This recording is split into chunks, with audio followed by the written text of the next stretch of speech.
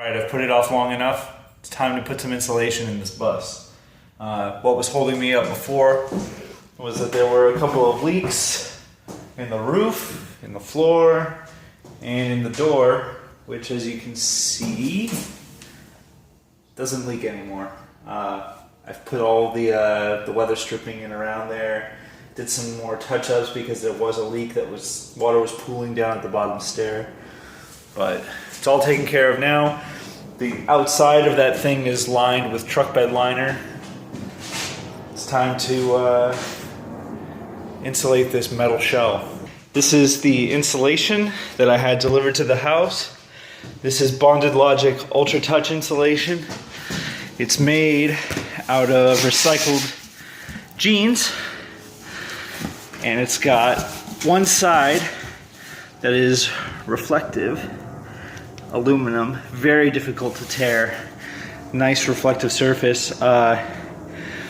Each of these packages weighs probably close to 100 pounds, 70 to 100 pounds, I can't quite tell. They're just super bulky.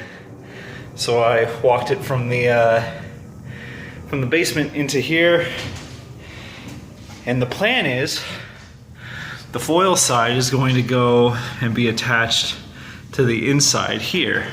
I'm gonna line the entire inside of the bus with it, one layer, and then I'm gonna use styrofoam, half-inch styrofoam insulation to then cover one more layer, and then one final layer of this stuff will be put on the inside with the foil facing down to the inside. So we'll have a radiant barrier radiating heat away out the top and also keeping heat in this way. So I'm really hoping this works out.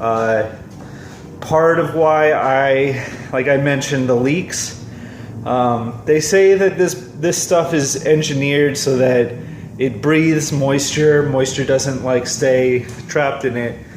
Of course, I've seen what wet jeans do, and I don't believe that.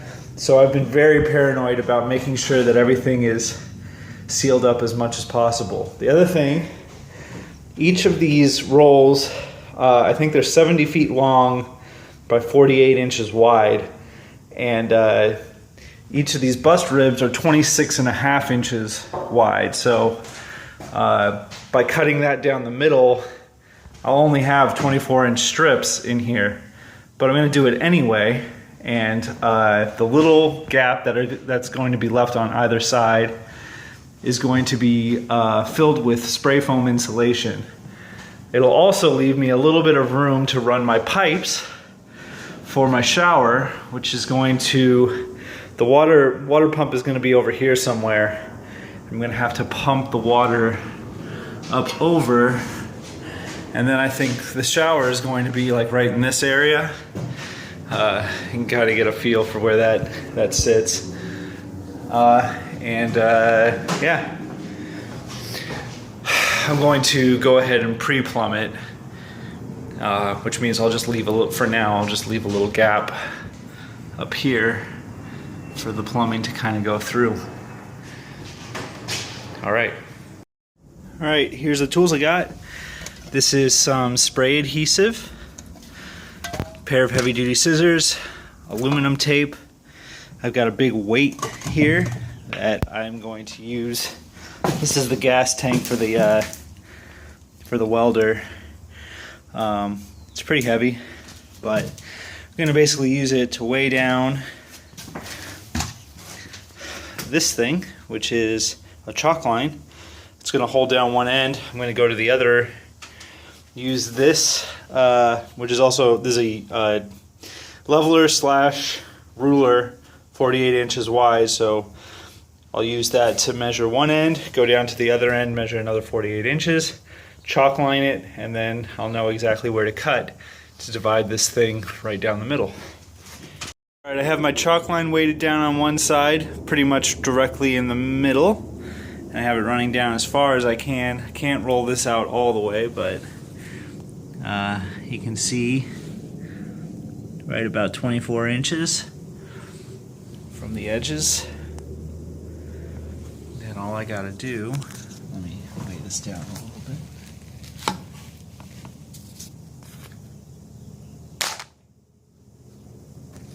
You can see now there's a line that runs the length. Let's do it one more time. Now I know where to cut. I cut right down the length of that chalk line. It was pretty simple. Now I've got to measure these panels, these spaces where the insulation is going to go. I'm going to start in the back because there's going to be, looks like it's going to require more insulation since I don't have windows there. I'm just going to measure the pieces, cut them in a straight line using my free marker that I got from the bus, and yeah, just cut and paste basically.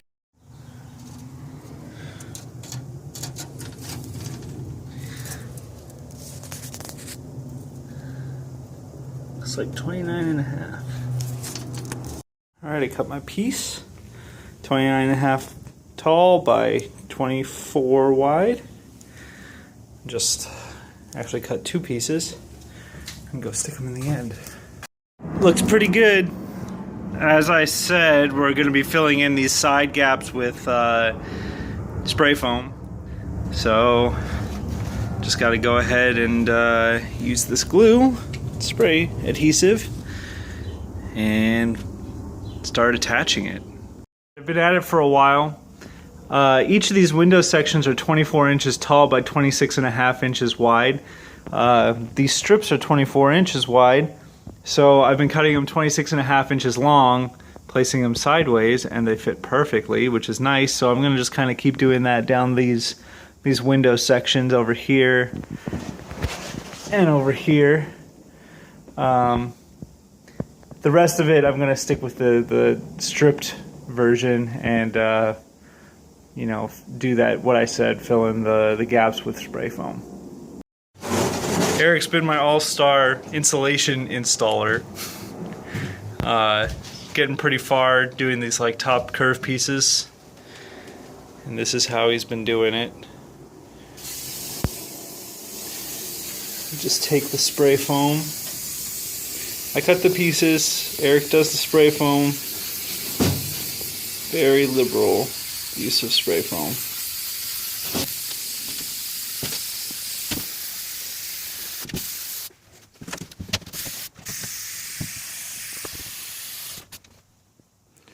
So the directions say to spray the spray adhesive and then wait until it feels tacky, or basically it's sticky but doesn't come unstuck from whatever surface it's on.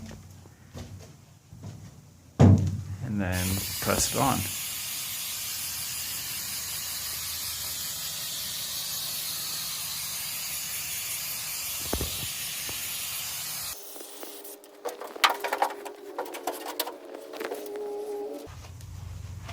Had to cut a little slat right there for the running light.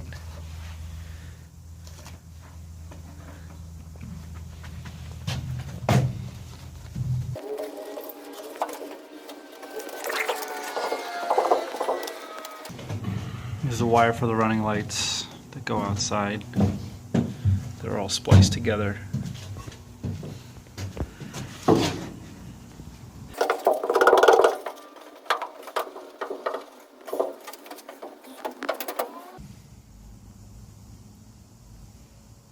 Good job, Eric.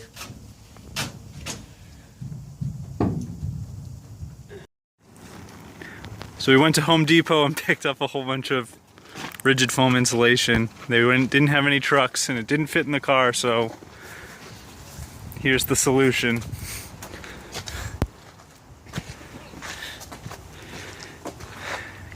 Gonna throw it over the fence. Alright, so a couple of days ago Eric and I put this insulation up into these spots and up on the ceiling.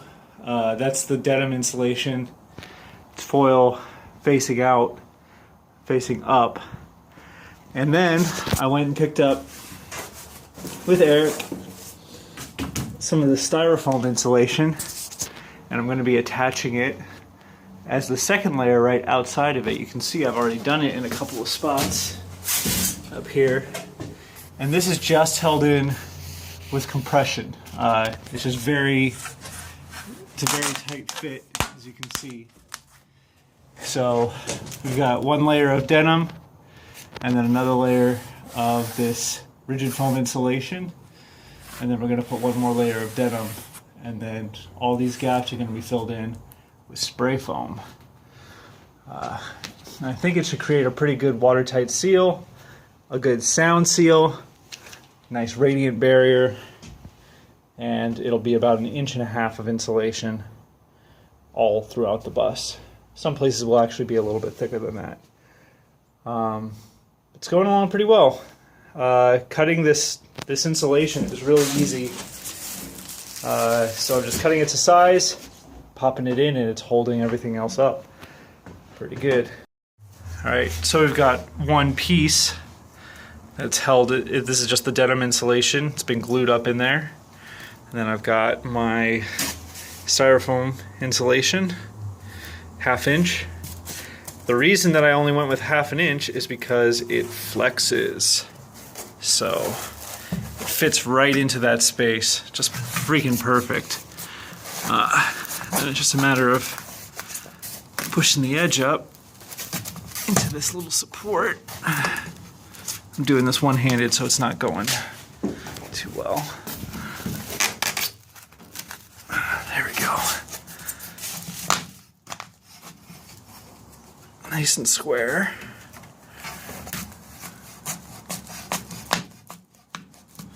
Sorry, it's all shaky. And there you go. And it's holding the other piece in there, nice and thick. I'm just gonna come back here with spray foam insulation. It'll fill up those gaps real nice. Of course, there's gonna be one more layer of the denim that's gonna be with the foil facing inward right here. So, got some reflecting away. Some of it's going to be keeping the heat in. And it's looking nice and neat. So I think this is going to work out really well. I wanted to show a progression of how this insulation is going down. So we start with this material. This is the recycled denim insulation with foil on one side. Good for automotive and RV purposes. Using that spray adhesive to spray it onto the outside wall. Foil face out so that it radiates heat away. Then we're cutting pieces of this rigid foam insulation that I got a bunch of sheets of, 1/2 inch, fitting right into the same space, and by compression they are sticking into all of these gaps because I cut them to exactly the right size so that they'll just kind of hold in there. They help hold the blue jean insulation too. Then we get another layer of the blue jean insulation. We face the foil inward so that it can keep heat that's being generated in the bus. And use the staple gun to staple it right into the rigid foam and hold it into place. Gluing on the soft side of this stuff would not work. It'll just come apart. So staples it is. So it's 1.5 inches thick. We got the foil layer pointed out, then the rigid foam insulation, and then this with the staple. It's not really holding, but it'll be enough. And then finally, the gaps around the outside are filled with spray foam insulation. There will be some more wood studs that are going to be drilled into these metal studs that are going to bring the inside walls just, maybe another 1/2 inch out, which will help with the radiant insulation on the inside. So that's where we're at.